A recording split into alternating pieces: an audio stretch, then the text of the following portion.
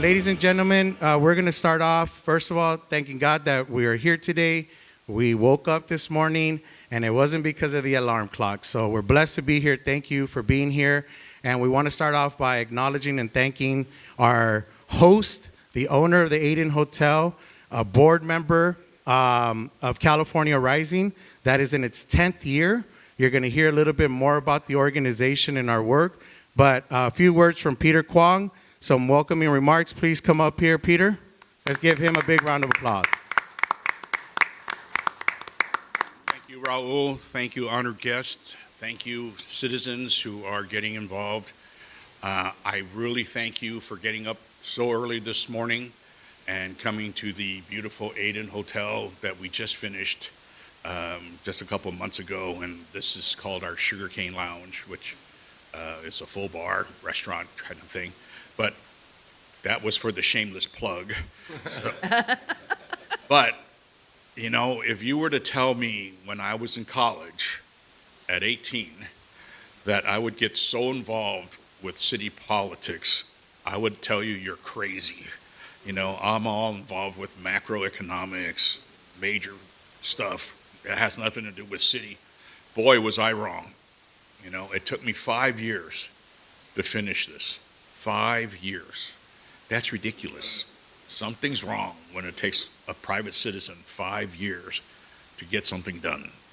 And, you know, it is all about community, all about local community. It's about people like Raul.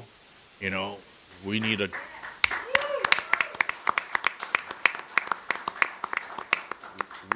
somebody with a little vinegar in their blood to make them upset and passionate, just like our panelists here.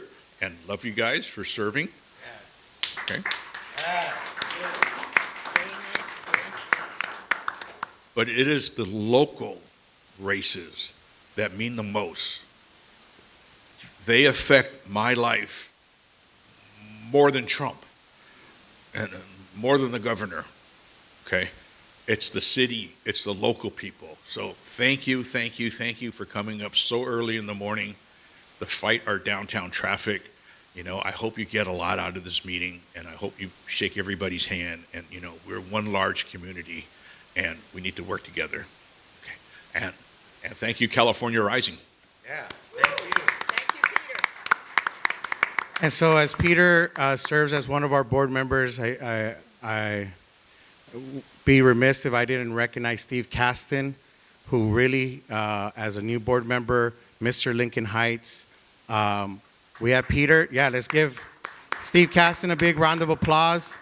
We have Peter, who's one of the original founders of the Chinatown bid that we recently lost, okay? We have Steve Caston, who's Mr. Lincoln Heights, the president of the Lincoln Heights Chamber of Commerce, whose houses our Lincoln Heights Business Improvement District. And so as you can see, you know, this room here is full of leaders that believe in small businesses and public educational choice when it comes to our kids, and also public safety and quality of life, right? It's okay to clap. You're in a safe space here, okay? I know we're the silent majority, okay? And so this is why California Rising for 10 years has been organizing in these spaces. I also want to acknowledge Leonardo Magaña, our board member. Is he here? Thank you, Leonardo. Businessman, member of the Byzantine Latino Quarter Bid in Pico Union, my hometown. So thank you, Leonardo, for being here. And I'm forgetting one other board member. Sam Luster, our board president, if we can get him up here. I asked him to come up here. Is he here? Sam Luster? Okay. So Sam is our president emeritus of the Byzantine Latino Quarter Bid, a bid in Pico Union. And so now he's serving as our board president in California Rising. A little bit about California Rising. We were the first response to Trump 1.0 back in 2016. If you remember, if you can go back with me for 10 years, right? 2016, Trump gets elected on a Tuesday. Social workers like Raquel Zamora, that's here, running for school board, she wasn't able. Yeah, let's give it up for Raquel Zamora. That's Valentina's mom. So let's give it up one more time for Raquel Zamora.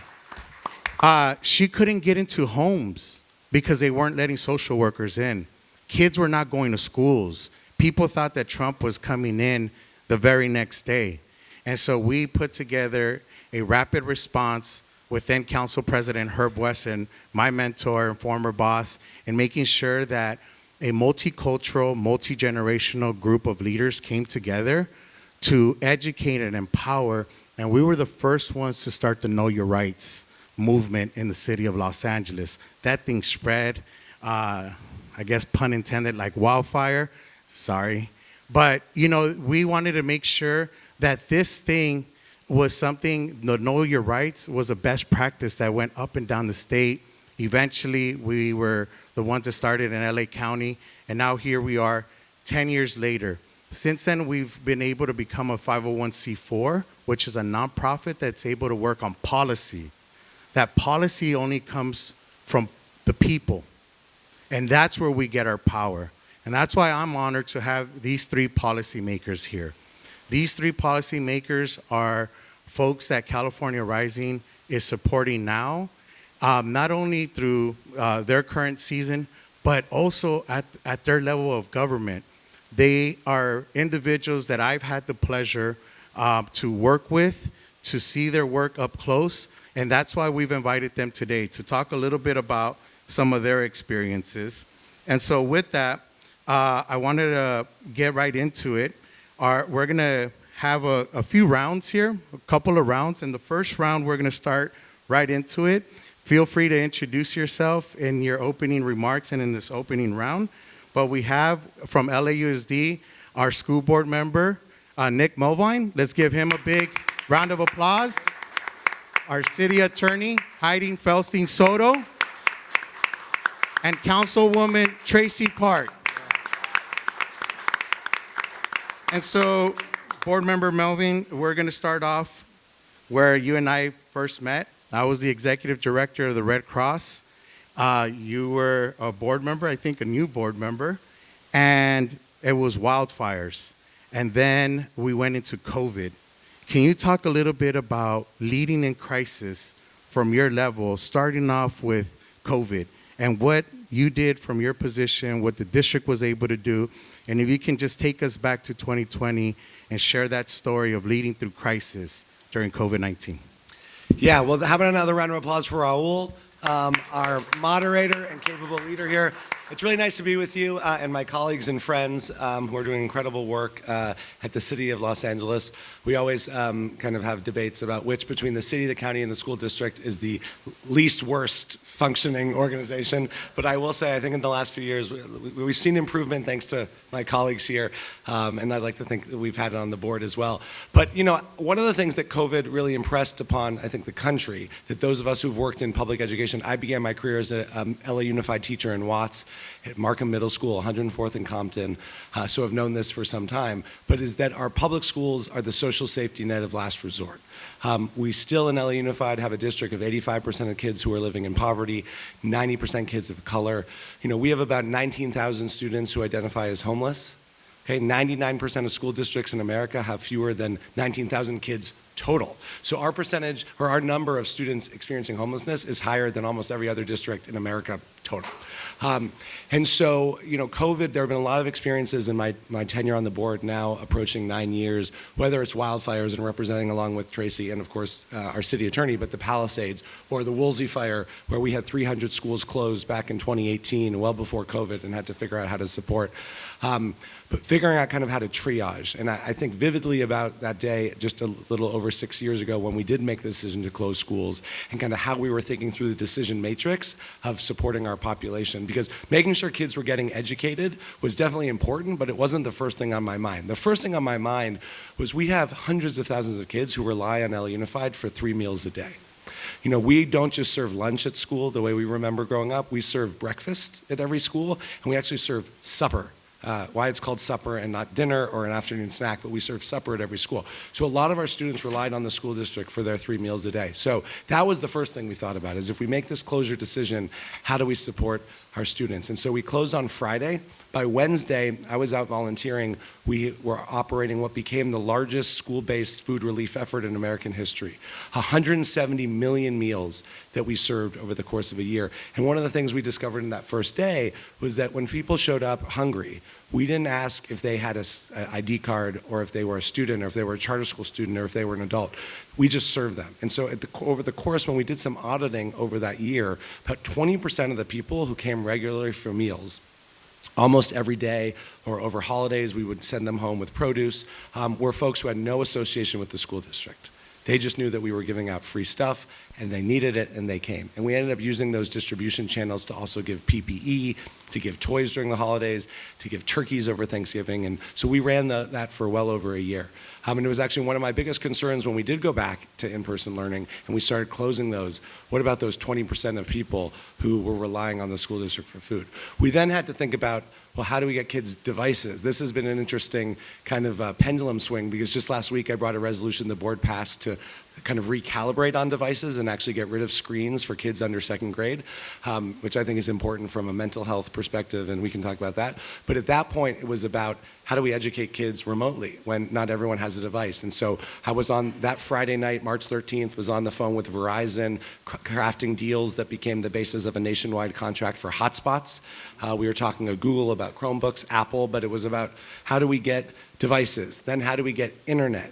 Then how do we get headphones? We realized we had a lot of families who were in one-bedroom apartments with multiple kids at different grade levels. So then we gave free headphones. And it was just an adaptive process about how to meet kids where they are.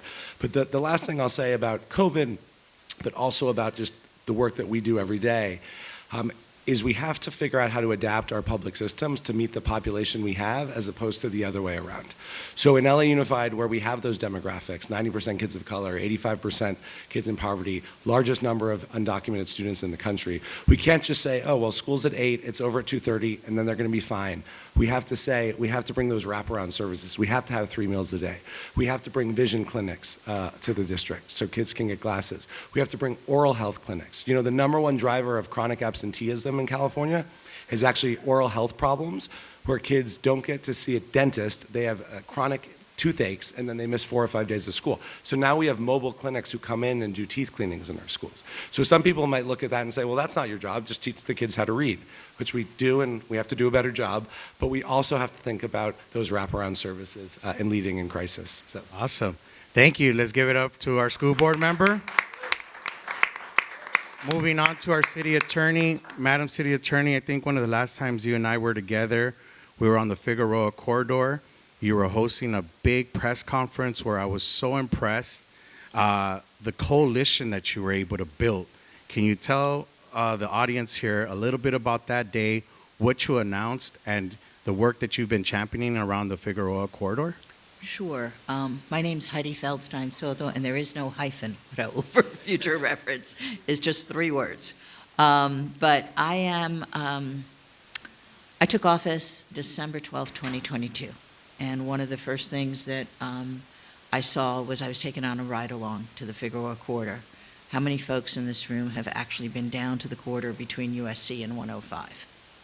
Okay, that's a fair number. That's more than in most rooms. What I saw shocked and appalled me. I had never seen that kind of brazen activity on the streets. Even in Amsterdam, it's regulated, it's limited to a red light district, and it's behind walls, okay? This was open air parading around of minors, children, little girls, in various stages of undress, and the one that I particularly remember was wearing one of those plastic see-through high-heeled slippers with a pink powder puff. Okay, and was dressed in some form of see-through negligee. And I knew the day I saw that I had to do something about it.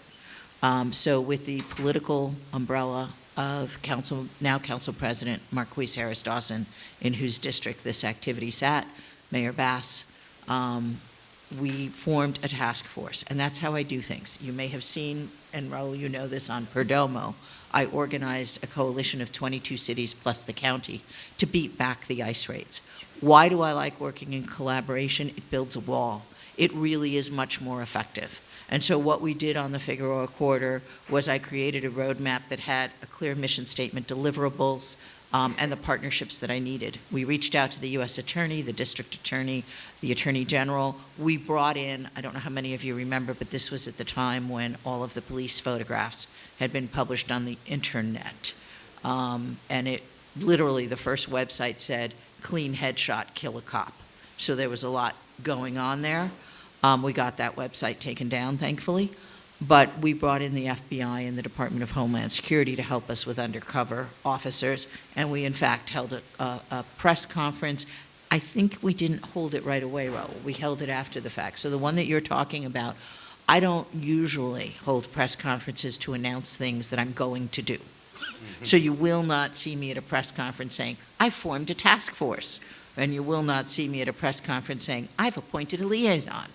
You will see me at a press conference saying, with the work that we've been doing since we formed this coalition, we have managed to shut down 6 motels. We have managed to rescue close to 300 victims of human trafficking, over 250 of which are minors. We have cited over 2,000 Johns. I mean, you want to talk about a way to disrupt the demand? We put up video cameras along the corridor, and I think this is the story Raul is referring to, because we take those videos and we do a snapshot with the automobile with the license plate and with the John going up the steps of a motel with a little girl, and we send a letter. Dear registered owner of the vehicle, please see enclosed a photograph of your car. It's been seen in an area known for human trafficking where we are conducting operations. We suggest you be more careful in the future. Anyone got a guess as to who the registered owner is? It is the wife. It is always the wife. And so it's a very effective deterrent. We haven't stopped there. We've also prosecuted Johns. Probably the longest sentence that we got was a 49-year-old who had repeatedly taken advantage of a 14-year-old girl who was being trafficked on the corridor. We got that 49-year-old put behind bars for 8.5 years. You might ask, how do I do that? I'm a misdemeanor prosecutor with 1 year. What we do is we separately charge each taking. We ask the jury to convict on each. We ask for the maximum sentence on each, and then we ask the court to run those sentences consecutively. Just about a month ago, we got the longest sentence in the history of my office, 12.5 years. Now, I don't take vast pleasure in incarcerating people for misdemeanors. Okay, I have a big restorative justice program. I have a panel, and I'm going to use this opportunity to recruit those of you who may not be part of my restorative justice program to volunteer. We train you in how to do restorative justice. It's only 4 hours a day, and for nonviolent first-time offenders, it is a way to keep people out of the criminal justice system. The recidivism rate from restorative justice is only 5%. And so I particularly want to recruit younger people and people of color, because when I first took office, most of my panelists were Caucasians retired from the West Side.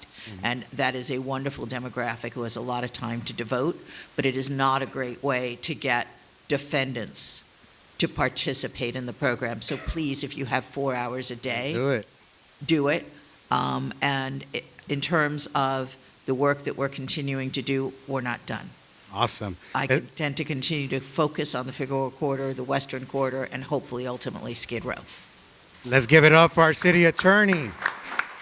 Before we go to our next panelist, I was just told that folks are blocking other vehicles in the parking lot downstairs. If you could please take a moment right now to go move your vehicle. If you're blocking a car right now, we do need you to move your vehicle in the bottom parking lot underground. So if you have a car and you know you block someone, please move that. Thank you.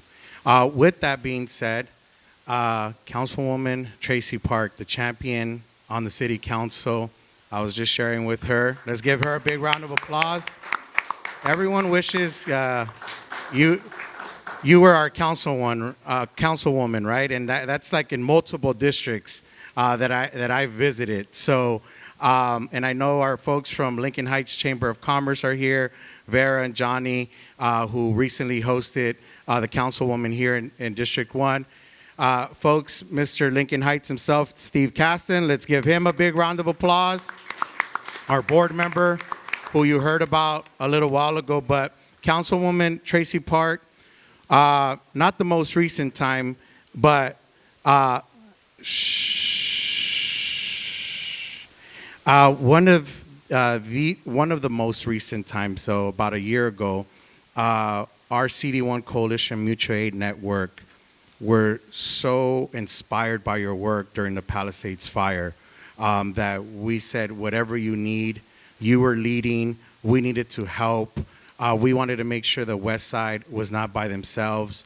But without you, I'm getting goosebumps right now thinking about what would be left of the West Side. And so I just want to thank you first from the bottom of my heart for the work that you did, that you championed. And I'd like for you to share some of your testimony with the audience, because there's no one better to tell that story than you. Wow. Well, thank you, Raul, for that. And you were such an incredible partner to Council District 11 in the aftermath of the worst disaster in our city's history. The amount of volunteerism and how Angelenos from all over the city showed up to take care of victims and to support our first responders was absolutely extraordinary. I will tell you that we, as a council office, were completely overwhelmed with the level of donations and getting the apparatus set up that it would require to distribute all of the food and clothes and emergency supplies that were arriving by the pallet load to my field office in Westchester. You know, there is no handbook or training course really on how to lead during a crisis, or at least if there is, I had never had it before. And to be presented with circumstances at the scale of this loss is hard to describe. A toxic burn scar 3 times the size of Manhattan on top of unstable hillsides about ready to slide into the Pacific Ocean. 8,000 structures lost, homes, churches, businesses, the YMCA, our grocery stores, literally everything. Infrastructure damaged and broken from under the ground up, and tens of thousands of people displaced and homeless literally overnight. The things that we were prepared for and the things that we were not prepared for, not only during the course of the fire and the immediate aftermath, but in what was required to help stabilize our community, is something that I will carry with me and hope that I can use to help better prepare other neighborhoods and communities in the future. And I'll just give you a for example, pet recovery. So many people got up on Tuesday, January 7th and went to work like any normal morning. They never got a chance to come home, to gather their things, or to check on pets. And as the news started to break about the scale of the damage and the loss, people who had standing homes thought, if my home is standing, my pet maybe survived. People who lost homes thought, if my house burned, maybe my animals ran away. And so as a city, we don't really have an apparatus for pet recovery. And so we as a council office, we're receiving, you can imagine, thousands of frantic calls on all issues. So we created a Google Doc with people's addresses. And if they had a standing home, they were literally giving us their door codes. And I was going into people's houses, recovering animals from under beds and dropping them off at motels and hotels, gathering goldfish and transporting them back to their owners. It took us about a week to bring in the nonprofits that were necessary to put up the cameras in the feeding stations. At the end of the day, we recovered 68 animals. I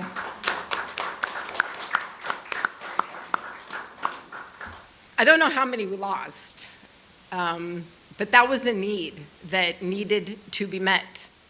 As the evacuation orders wore on, people needed to get back into the Palisades, whether it was to get into a standing home or whether it was just the need to see with their own eyes what was left.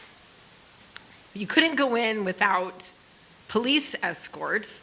So as a council office, we arranged support from the Port of LA and from LAX police to run escorts. We got vans and we opened entry points on PCH and one on Sunset.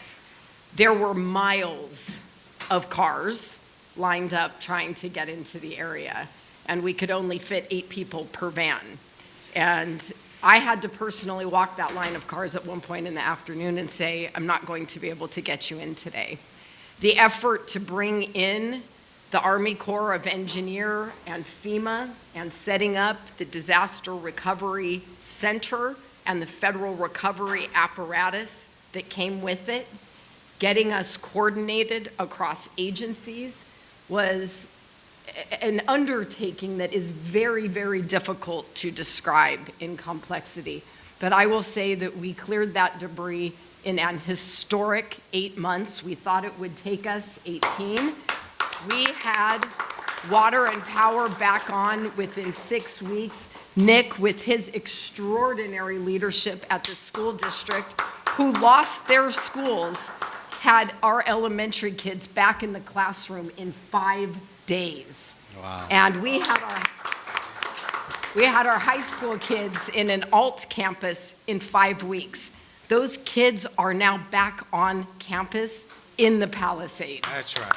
That's right. Let's give it up for our Councilwoman Traci Park, our champion, not just for the West Side, but citywide, right? And let me tell you that as a former executive director of the Red Cross, driving emergency preparedness coalitions, disaster response teams, we've always told everyone, be prepared to be alone for 7 to 14 days. First responders have to go to the disasters. Government, their primary job is not the people. It's infrastructure. They have to keep the government going no matter what. So this is the type of pressure that no one really sees, right? And so we have to be Chinatown, Echo Park, San Fernando Valley. It can't be a Red Cross thing. It can't be a FEMA thing, is what we would always tell everybody. It has to be a you thing.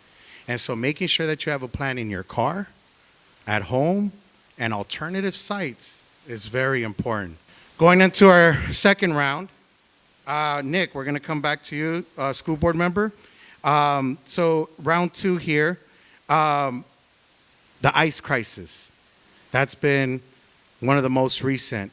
We went from COVID to inflation, right? And so we've been in this cost of living, but something that has also hurt our cost of living, our peace of mind, has been ICE. ICE came to LA, graduations were going on, and I've admired you guys for what you did as a district to say, you're not coming to our graduations, you're not coming into our schools. As a former, public school teacher, I appreciate you protecting our babies. So please tell us what that was like. Yes, thank you. And I just want to acknowledge, after hearing my colleagues too, I mean, one of the things that I've so admired about Hydee and Traci's leadership that we share, I think, is a really constituent-first approach. One of the things that's really frustrating, you were talking about working, or we were hearing about 5 years to build a hotel, kind of is in LA the trifurcation between the county and the city and the school district. And it's really frustrating when a constituent calls and someone says, that's not my job. And with these two leaders, that never happens. So, in working hand in hand with Councilwoman Park over the fires, when we needed more park space after the Palisades, and I wanted to keep one of the schools in Brentwood open, but we didn't have the funding, Traci, out of her discretionary money, funded it. So we have the schools open every Saturday and Sunday as parks for the community. Just one example of many where it's not about like, oh, well, that's the city's function versus the school districts versus the city attorney. It's just how can we support our community.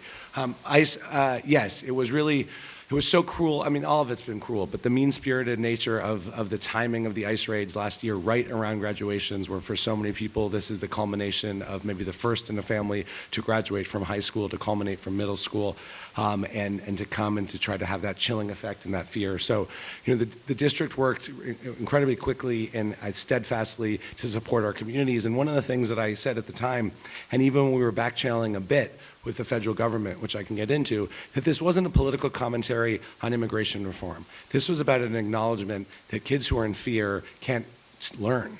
That families shouldn't be picked up on the way to a high school graduation. And so it was really important to me that we kept the conversation around immigration policy reform and even DACA and some of the things that have been important to me out of it. This wasn't about that. This was about the immediacy. And if you're trying to protect kids who have a right to go to school, and if your goal is to keep them in school, then immigration raids at school campuses is not the way to do it.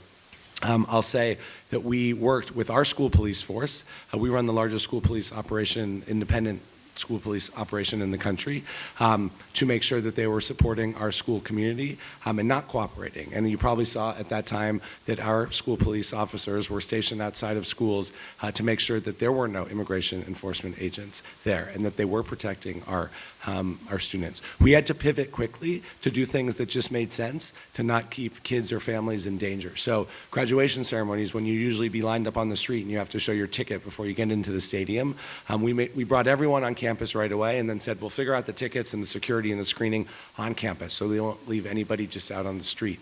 We pivoted when it came to our summer school programs. We increased the number of sites so that kids would have to travel shorter distances, and we also increased the availability of transportation. So if you were going to be driven to school or walking to school, and now we had buses so that families and parents who felt uncomfortable being out for that time, that they wouldn't have to transport their kids to school.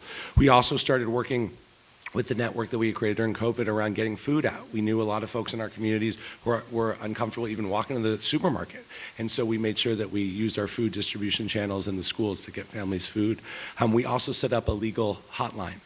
We know, one of the things when we work with, whether it's the city attorney or nonprofit agencies, is that we have all their clients. We have all the families and the kids, and it's harder for some of these agencies to find ways to reach them. And so we set up a hotline where if somebody, and unfortunately this did happen, if somebody came home and their parent wasn't there, or a parent was picked up, or a kid was picked up, as I had a student who was walking their dog outside of Reseda High School, who was picked up by agents. It was a Saturday morning. The dog was just tied around a tree, and he was taken to a detention center.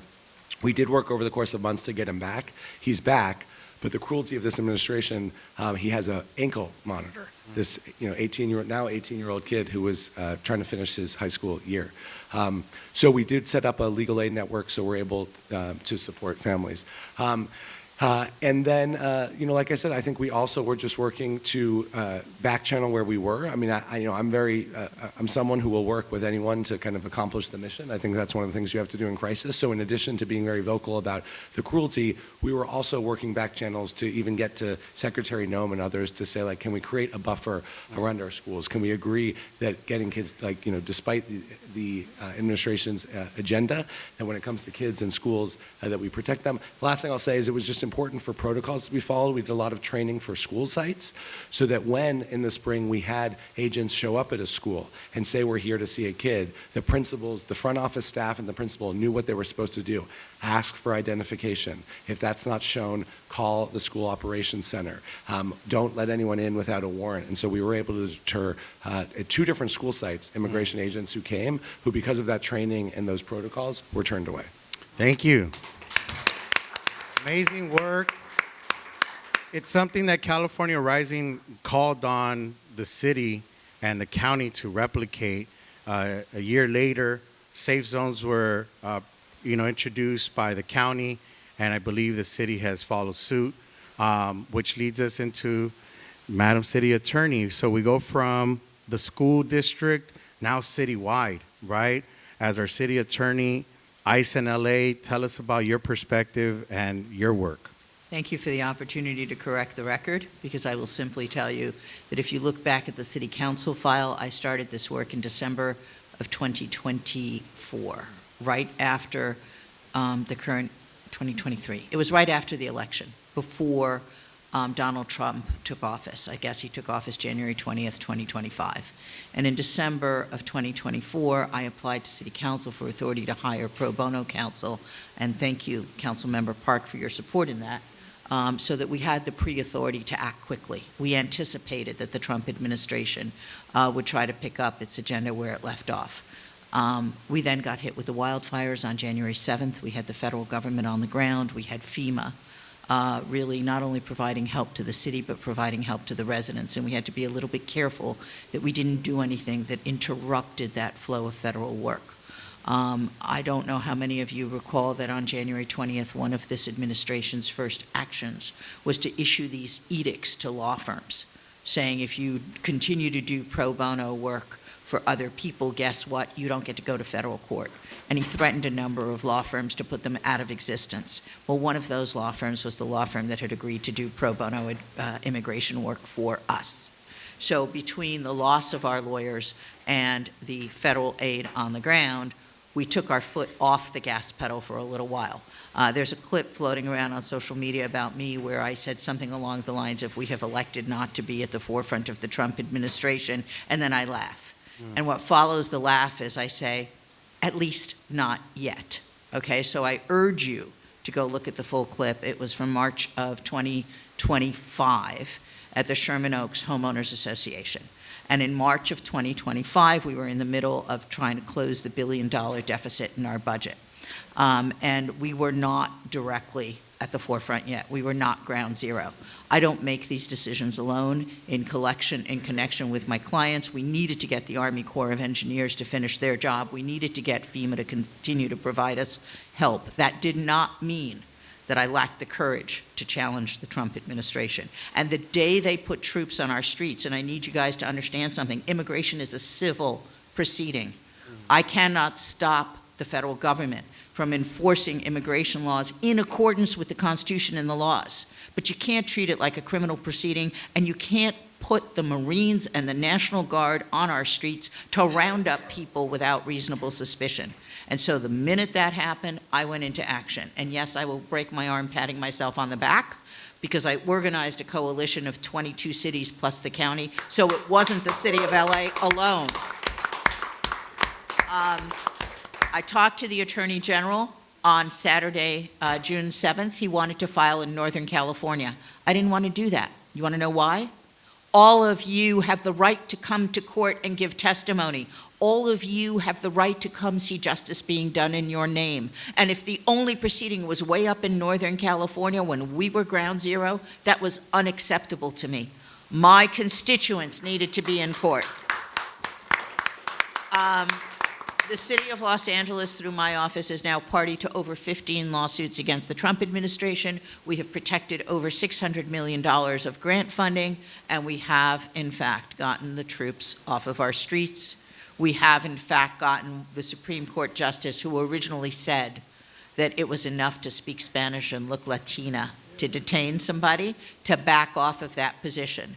Because as I've said in many rooms, si hablando español y pareciendo latina es suficiente para arrestarme, bueno, empiecen conmigo, okay? What I just said, for those of you who may not speak Spanish, is if speaking Spanish and looking Latina is enough, let them start with me. And with that, I pass the ball to my friend, my client, my colleague, Traci Park. And Nick, thank you for everything you did in the schools. Let's give it up for our city attorney. And again, it's that season, right? Elections are going on, slanders are going on. But again, this is that space. This is what California Rising brings to the table, is the hard-working truth, that hard-working middle. We have Republicans, Democrats, and independents here who all just want a safe and clean city, an operating city, and we have an amazing city attorney. Let's give her a big round of applause one more time. In that same spirit, Councilwoman Park, you started a very authentic, unique, one-of-a-kind program on the West Side, where most folks would say, on the West Side, why do you got to worry about ICE on the West Side? Not knowing that a lot of our Oaxacan community is on the West Side. A lot of our workers are working on the West Side, living on the West Side as well. So can you give us, a snapshot of what your program and your work has been on ICE?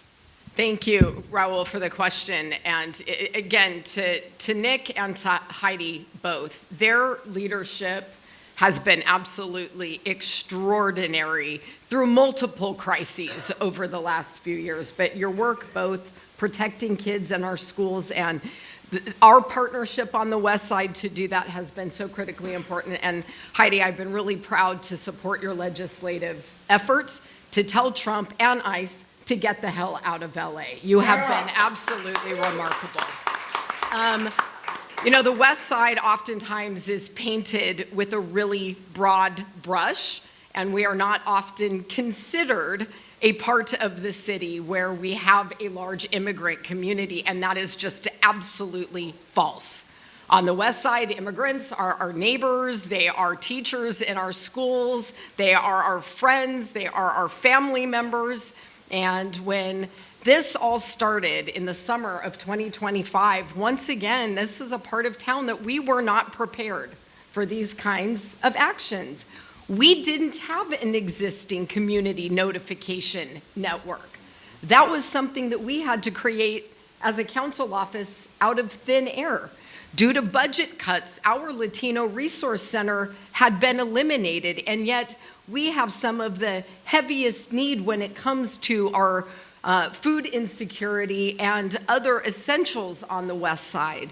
And so we had to drastically expand our capacity to get food, medication, and other essentials into people's homes. So we shifted to delivery service with our weekly food banks that were already oversubscribed.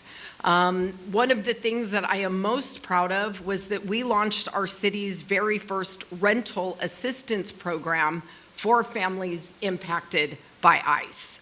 I personally have been in hundreds of local businesses doing education for employers and workers.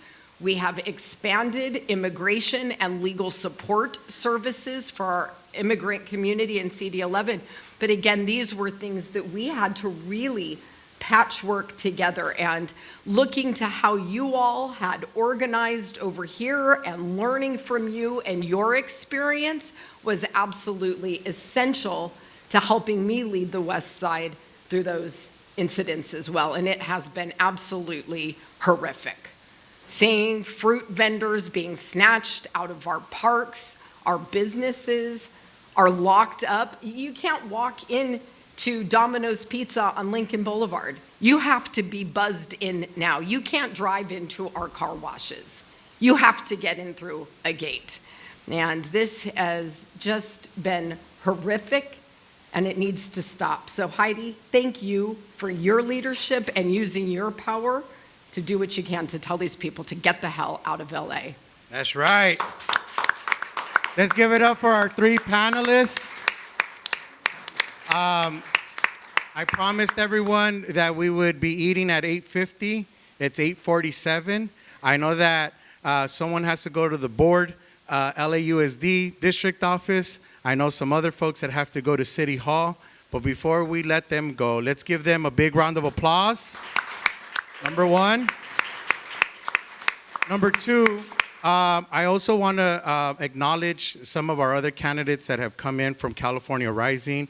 I am asking you, as the director of California Rising, to look up these three current electeds who are up for re-election. Google their names, you'll see their websites, but please support them directly.